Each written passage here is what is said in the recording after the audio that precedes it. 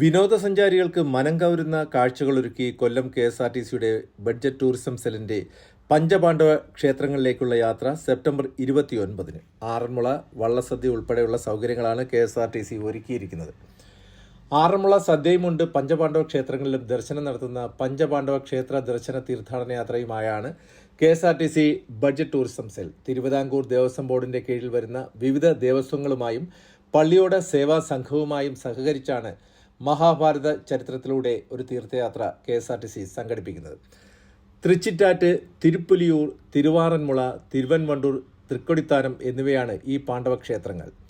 ഈ തീർത്ഥാടന യാത്രയിൽ പാണ്ഡവരുടെ മാതാവായ കുന്തിദേവി പ്രതിഷ്ഠിച്ചതെന്ന് വിശ്വസിക്കുന്ന ദുർഗാദേവി വിഗ്രഹമുള്ള മുതുകുളം പാണ്ഡവർക്കാവ് ദേവീക്ഷേത്രവും കവിയൂർ തൃക്കാക്കുടി ഗുഹാക്ഷേത്രവും സന്ദർശിക്കുന്നതാണ്.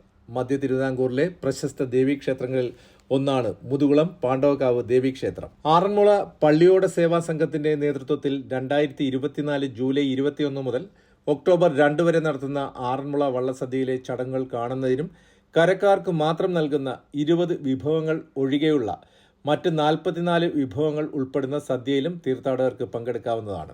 ഉത്തരേന്ത്യയിൽ നിന്നടക്കം ധാരാളം തീർത്ഥാടകർ എത്തുന്ന ഈ ക്ഷേത്രങ്ങൾ സന്ദർശിക്കുന്നതിന് എത്തിച്ചേരാറുണ്ട് എന്നതിനാൽ തന്നെ അസുലഭ അവസരമാണ് KSRTC ബഡ്ജറ്റ് ടൂറിസം സെൽ തീർത്ഥാടകർക്കായി ഒരുക്കിയിരിക്കുന്നത്.